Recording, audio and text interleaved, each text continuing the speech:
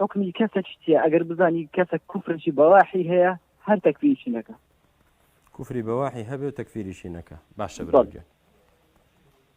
تەوا برای من دەست خۆش بێت کەسێک کوفری بەواحی هەبێ هەر تەکفیریشی نەکەی ئەگەر تۆ خاوەنی علم بیت و فعلا بزانی فلانە کەس کوفری بەواحی هەیە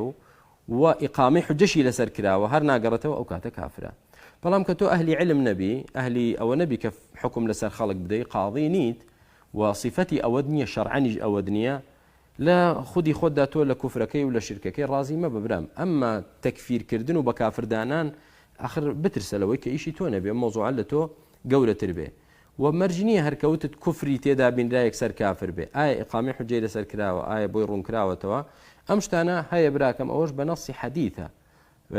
پێغەمبەری خوا عەلەیهی سەڵام دەفەرمێ بە هەر کەسێ بڵێ کافر وانەبێ بۆ خۆت دەگەڕێتەوە جا ئینسان لەوە بترسێ بۆ خۆی بگەڕێتەوە ئەوە بێ ئیمانی نی ئەوە نیشانەی لە خوا ترسیە